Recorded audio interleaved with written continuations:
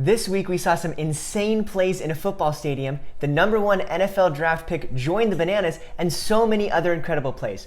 Oh, and to top it all off, it was in front of a sold-out crowd of 70,000 fans. And best of all, my party animals won again! And that's how we get the scoreboard up here, 19-13. Absolutely crazy. Yeah, so we're going to go over all of that on this week's Banana Breakdown. So let's jump into it right away. So this weekend was at the stadium of the Tennessee Titans in Nashville, Tennessee. And there was so much of the culture of Nashville into this game.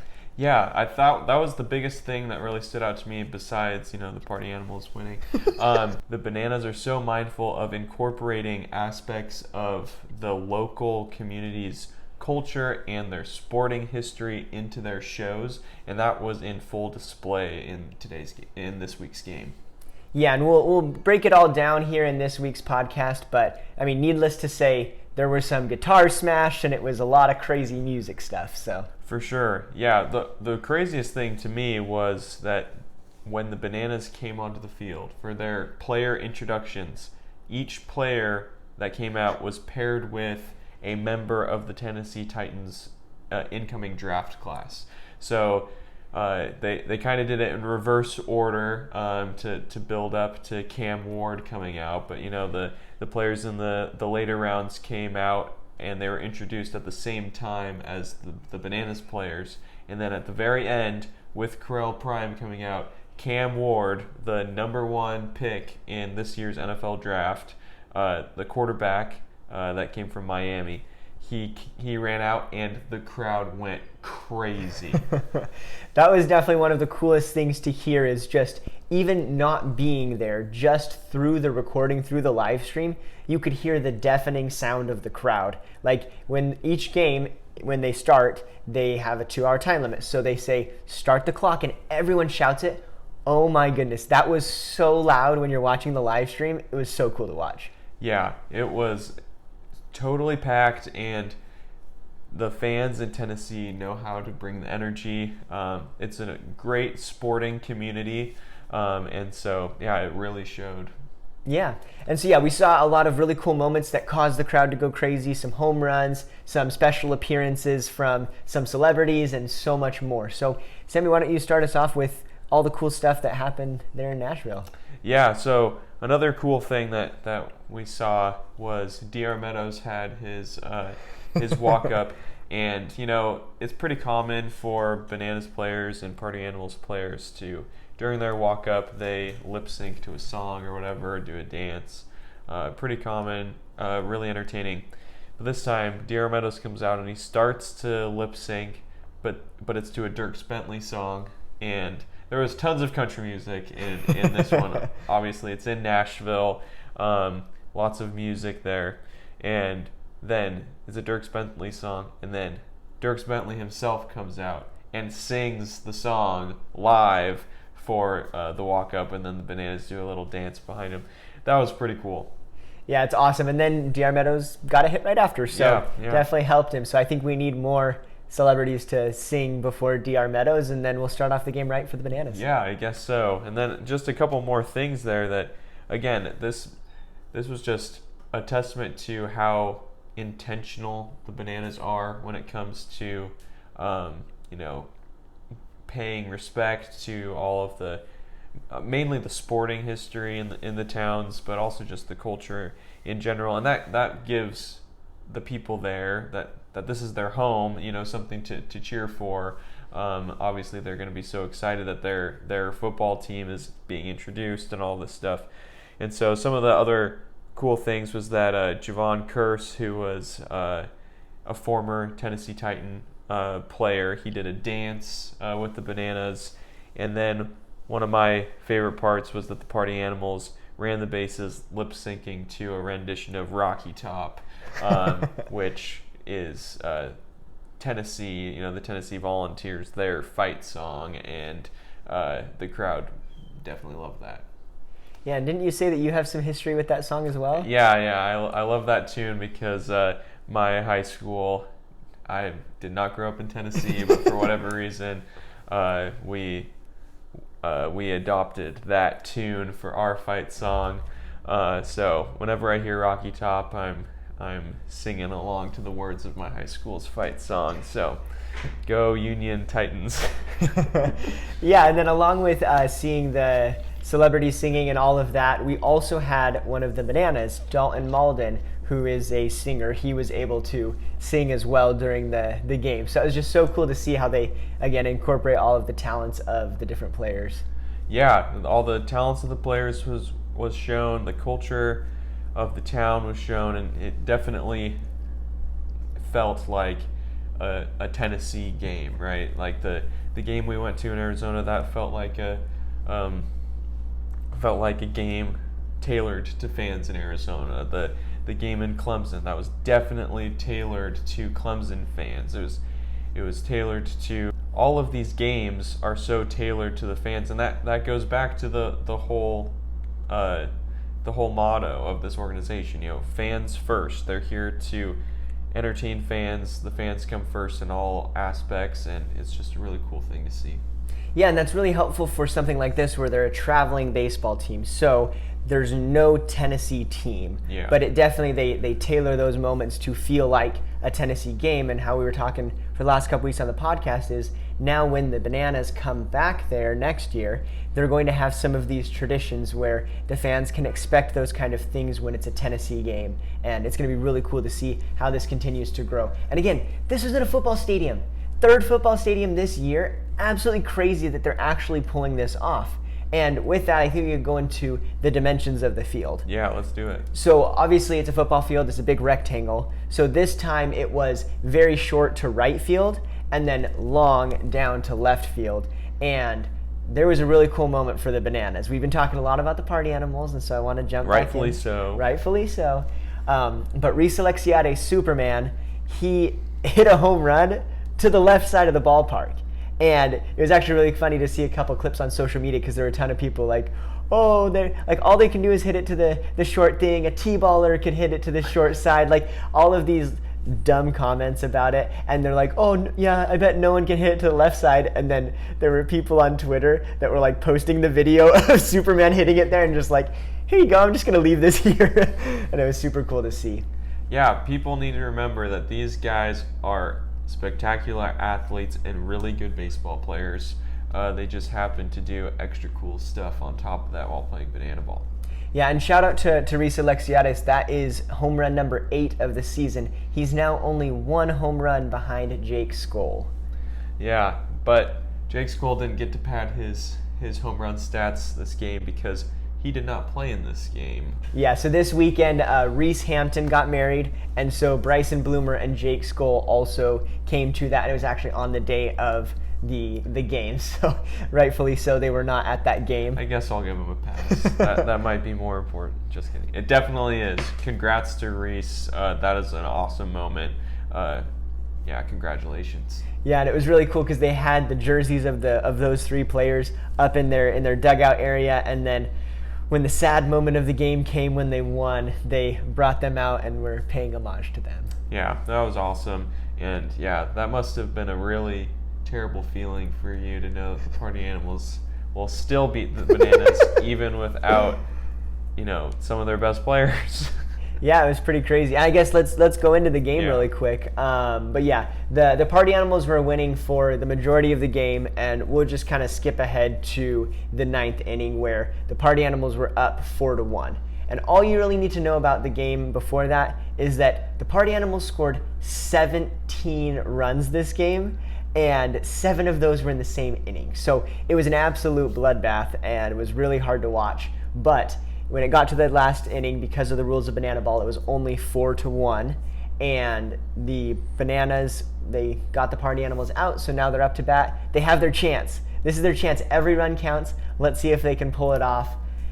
Yeah, and Drew Gillespie came up to the mound, and the Bananas are super scared of that guy. But he did not have a very good showing.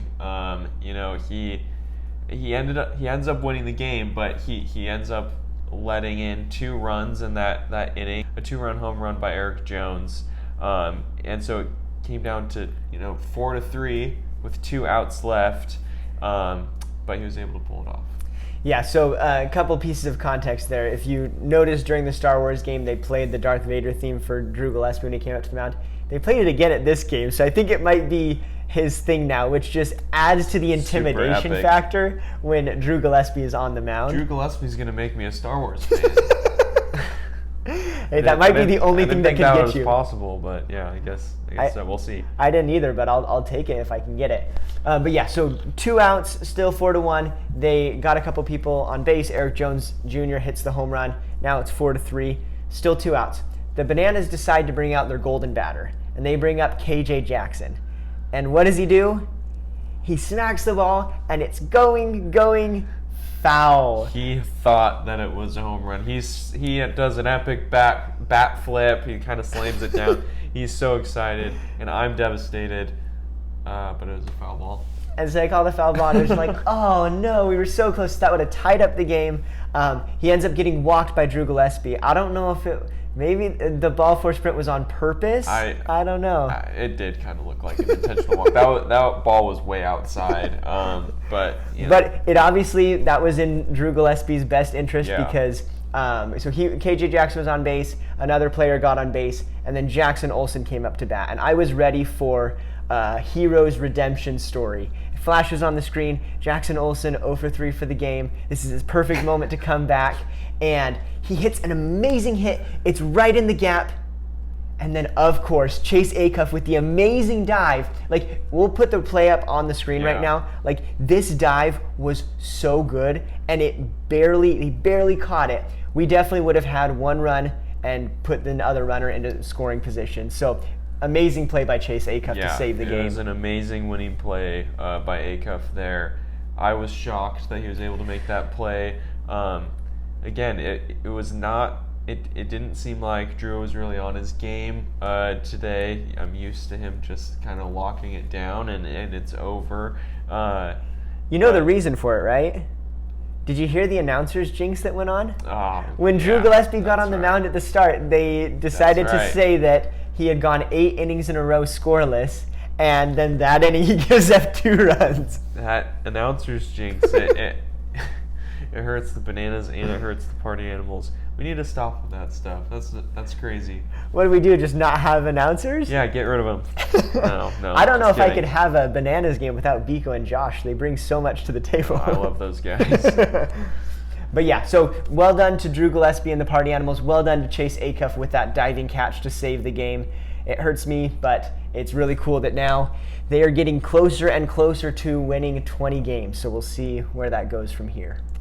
Yeah, and that, I'm pretty sure, correct me here if I'm wrong, but that solidifies at least a tie, right? So for the season series, the Party Animals just need to win 1 more game to lock up the series. I think so. We'll have to check the number of games for sure, but I definitely puts them in a very favorable position for the rest of this year. Yeah, it's a great time to be a Party Animal, that's for sure. And so we want to talk about a couple of the really cool plays that happened. This one in particular went viral already on social media just because of the way that the camera work in the field. So the Party Animals, they hit a ball out to left field, and you see the camera. It looks like a baseball field, and then it pans out, and you're like, whoa, this is not normal. It's a rectangular football field. And then the ball goes, and he does a backflip catch and then lands like a superhero. And everyone went crazy. The crowd, it was so loud, and that post definitely went pretty viral on social media, just kind of seeing people's reactions to that play was so cool because Coach Shrek, when he does the backflip, his arm is farther out than normal. It felt like, I don't know if it was just the angle or just something that I'm thinking, but yeah, he catches the ball, like his arm's like way out there, and he is able to do the backflip and landing the pose basically without like moving his arm. It was just like totally perfect. So, yeah, so it was a really cool play, and there were a ton of other really cool trick plays. I think Chase Acuff had another of his like behind, like looking to the outfield, catching the ball between his legs and throwing it out. Tons of double plays, like just really cool stuff that they were able to do from a defensive standpoint, but also from the offensive side. Wanted to call out 2 of the other home runs that happened. So Jason Swan from the Party Animals, he hit a home run. And then when he's running around the bases, they hand him a guitar, and he smacks it on home plate and destroys it. That was a funny moment because you could tell that the first time he hits it on the ground, it's like he realizes, wow, this is a little bit harder to smash than I thought. But then the second time he's able to destroy it in one swing. But I just thought that was funny. Yeah, and I'm assuming there's some of like you don't want to swing too hard and like hurt yourself in the process, because there'd be nothing worse of like, I can't play the rest of the game because I hurt myself. And then Coach Rack did the same thing. So when he hit a home run, he also got to smash his guitar. He did it in one go though. Well, he got to see Swan do it. He knew what he had to do. Yeah, so lots of cool plays there, and I think this kind of goes into the conversation of the fact that they're playing again in a football stadium and how big that is for Banana Ball. So this game was also on ESPN and Disney Plus again. Yeah. And I just can only imagine people seeing the game on the screen, deciding to start it, and then minds blown because it's in a football stadium, and then hopefully falling in love with the bananas and party animals along the way. For sure. And I just want to give a shout out to the production team for the Bananas. That feed and the camera work in this game was just amazing. Yeah. Shout out to the production team, because that same production that the Savannah Bananas themselves put on and put on YouTube, they just take that and put it on ESPN. It's not like ESPN's doing really much else. Yeah. It's really basically all of them, and ESPN Plus does that a lot, where we don't need to go into all of that. I have a brother that does sports broadcasting, so I know way too much about how all the ESPN contracts, and they hire the independent contractors and all of that stuff work. Shout out to Harrison, great sports broadcaster out there. He's won multiple Emmys. Just want to say that. That's awesome. But yeah, no, the production is amazing, and it's so cool that like it's high enough quality that they can put it on ESPN, and it's a great partnership so far from what we've seen, and hopefully that continues to get dividends for the Bananas, both in exposure and also in getting a little bit of extra money to continue to grow the game of Banana Ball and get it out to more fans. I mean, we're getting 2 more teams next year. I want more. Like, let's just get as many as we can. This is great.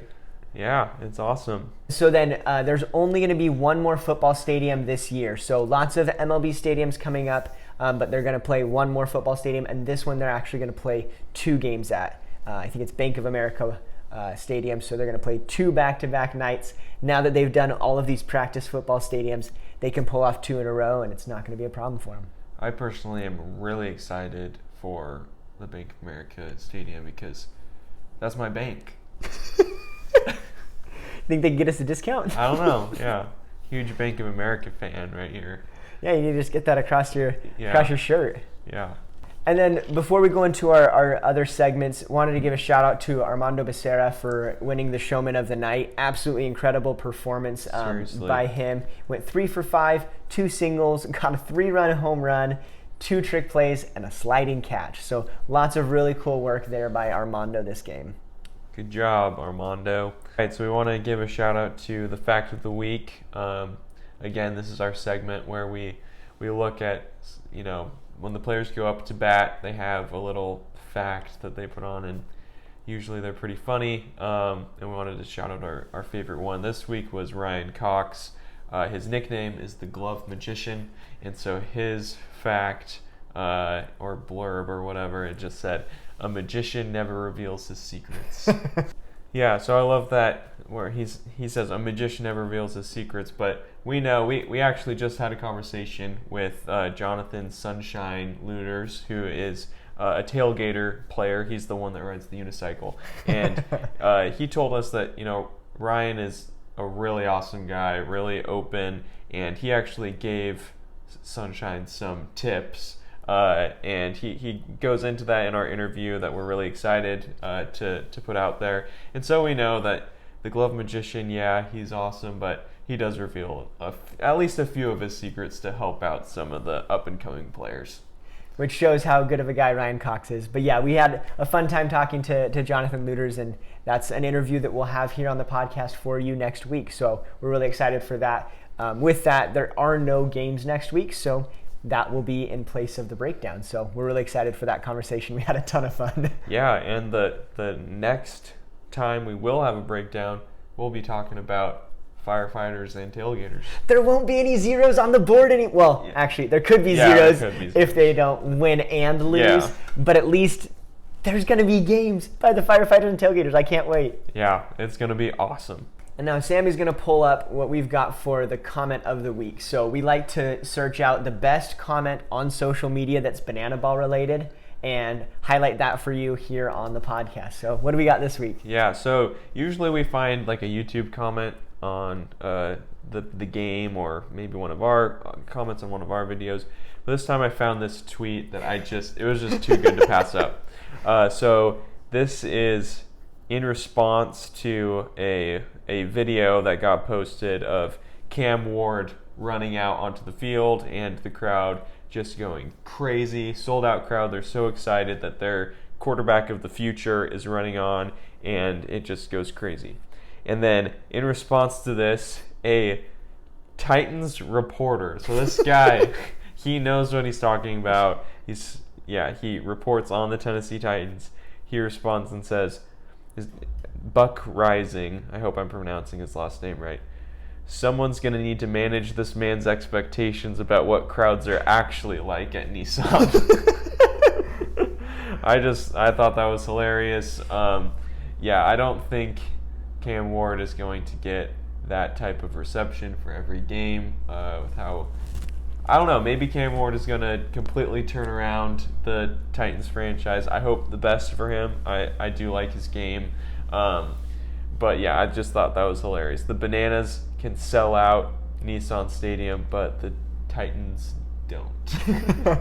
And that's been something that's super cool to see is that the Bananas are selling out everywhere they go. And just also the crowd is so electric because the game is shorter, there's always something going on, and the way that the Banana Ball rules are, it makes every play in the game matter so much more than a traditional baseball game. And so it's really cool to see. And also, I mean, if you're going to this game, you are witnessing history, seeing some of the first ever Banana Ball games in a football stadium. Yeah, for sure. We can't say enough about how electric that crowd was.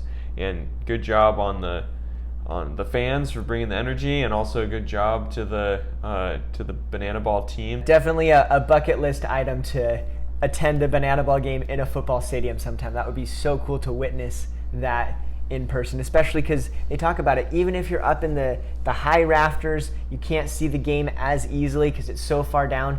They do a really good job of all the players coming up to those parts of the stadium to make sure that those fans get that really cool Banana Ball interaction. For sure. All right, now we're going to go on to the next segment, Bananalytics. We're going to talk about some of the updated stats and the leaderboards of where some of the players are right now. So first we'll talk about the home runs. Here, we talked about how Reese Alexiadis hit that amazing home run in this past game, and that, got him a little bit closer to Jake Skoll. Jake Skoll still in first place with home runs with 9 this season. Reese Alexiadis now is 8, and then Coach Rack and Tanner Thomas are tied with 6 apiece. So yeah, even though Jake Skoll did not play in this game, he's still in first place. Yes, and I believe that he is also the leader in all-time home runs in Banana Ball. So absolutely crushing it, and we'll see where the rest of the season goes. But good job, Jake Skoll, for keeping the title even while you're away supporting your friend. Yeah. And next up, going into strikeouts, we saw a little bit of a change this weekend. So Danny Hosley for the Bananas jumped up to the top, tying Dalton Ponce. They both have 25. So Dalton Ponce on the Party Animals and Danny Hosley of the Bananas with 25, and then next up is Noah Nisnik with 24. We're starting to see a little bit of a gap start to form with the strikeouts. It was really close there for a while, but now the next ones are a little bit further down. So shout out to those guys for an incredible pitching performance. For sure. And then next, the most exciting stat in Banana Ball, because it's a unique stat to Banana Ball, trick plays. So Ryan Cox, the glove magician, still in first place with a dazzling 88 trick plays.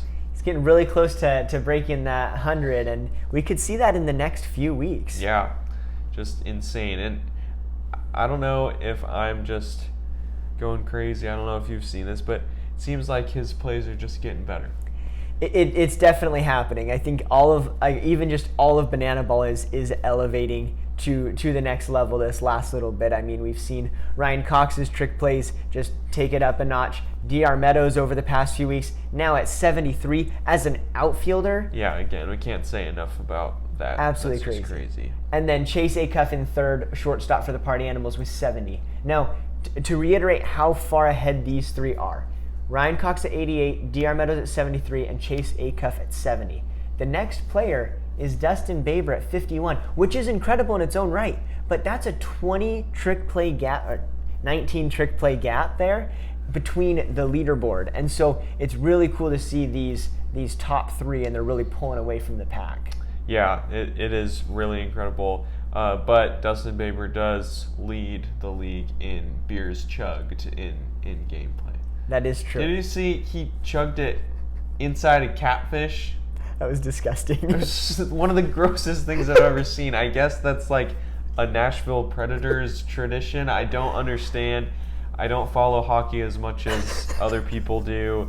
My brothers are huge hockey fans, but I don't. Someone's got to explain to me what that tradition is. I think it's they throw catfish on the ice for some. But yeah, so he has the beer can. He had a can instead of a mug this time. Inside like the gills of the catfish. Sorry, it's disgusting. I don't want to talk about it anymore. But yes, and he is leading the league for trick plays from a second baseman. True.